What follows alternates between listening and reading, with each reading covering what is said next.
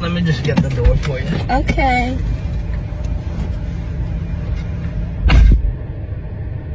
He got me at the Cheesecake Factory, y'all. I ain't getting out this car.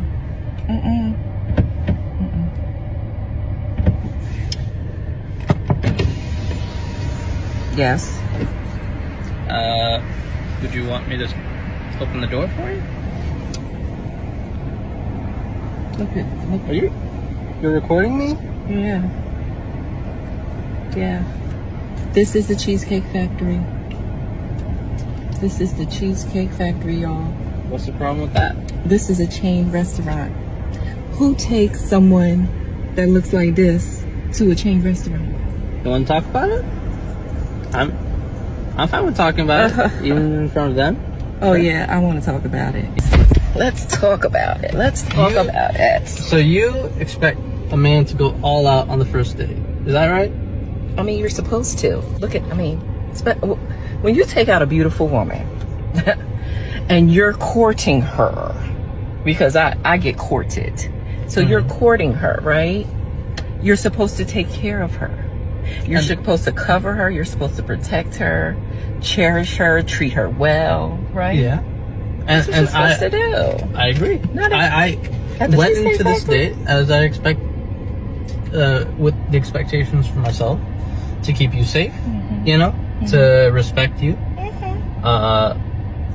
to pay for your food, of course, pick you up, of course, and just treat you like a gentleman, which I believe I have done. I mean, you've been pretty nice, but I mean, and then Cheesecake Factory.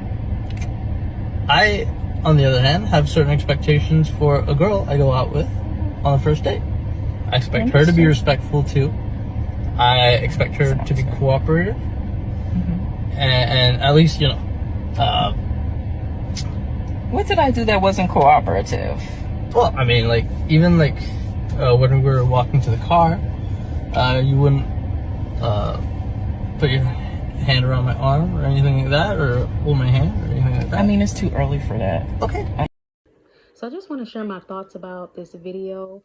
One thing I want to mention is that the reason that Black women do this and everyone else can see a problem with this, but they don't, is because not enough women hold them accountable to that, and specifically Black women, meaning that they're just going to follow whatever their sisters do or say. So if other Black women are coddling them or applauding them and not holding her accountable, meaning like, hey, no, don't do that. This is not going to give you the results in life that you want in a relationship, then they're going to do that. It's a subliminal girl code. That's all it is. It's a negative woman's girl code culture in the Black women community specifically. So the reason that she does this and have this level of psychology and insanity in her mind, that she would even put this on camera and think it's everyone else in the world can see something wrong with it and she can't, is because other Black women do not hold her accountable to that behavior. That's why she does that and doesn't know that something is wrong with it.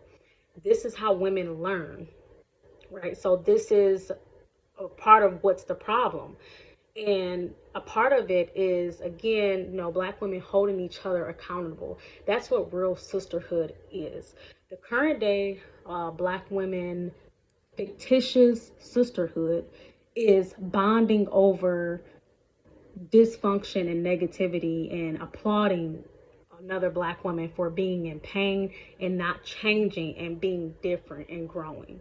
That's what the current Black culture is, right?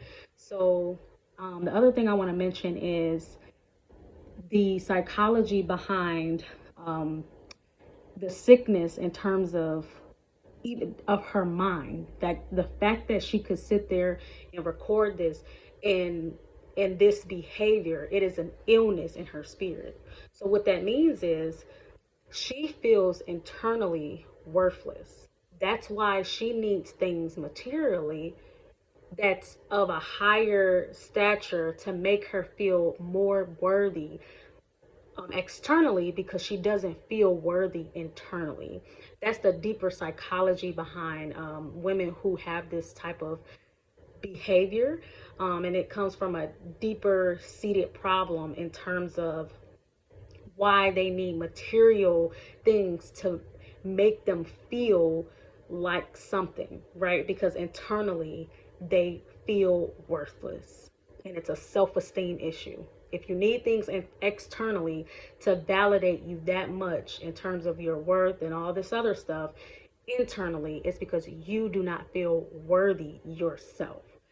So that's the deeper concept behind it. But the ultimate message that I wanted to communicate was that the reason that she does this and have this level of illness in her spirit is because Black women do not hold each other accountable to their behaviors. And so the world can see that she has a serious mental health problem, that she would do this behavior and record it on live television or record it on her phone and